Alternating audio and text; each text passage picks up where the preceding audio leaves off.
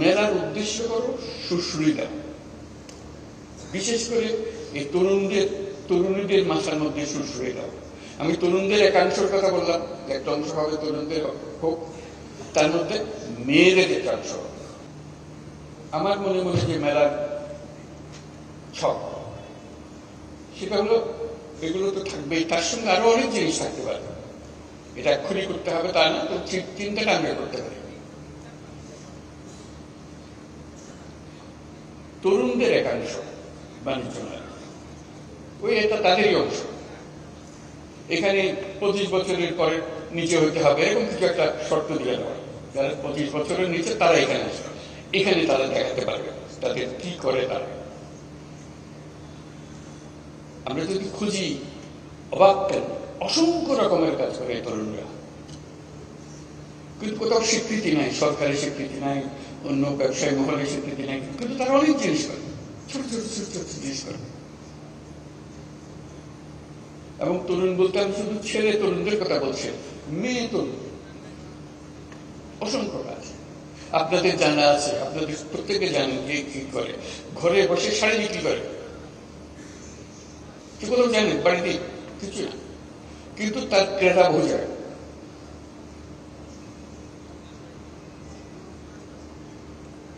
গৃহিণী, বয়স্ক মহিলা, 4-5 ছেলে মেয়ের মা ব্যবসা করছে, কি করে? রান্না করে খাওয়া। অর্ডার তো 3 দিন আগে দিতে হয়, কি কি চান, কি কি জিনিস, ঠিক রান্না করে আপনার বাড়িতে পৌঁছে দিচ্ছে। কোন স্বীকৃতি নেই।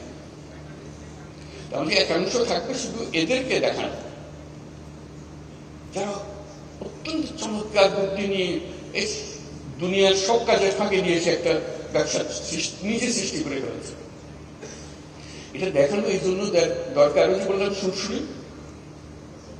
এটা দেখার পরে প্রত্যেকের মাথায় সুশ্রী আসবে, আরে আমি তো সুন্দর করে করতে পারি, আমিও তো একটা করতে পারি।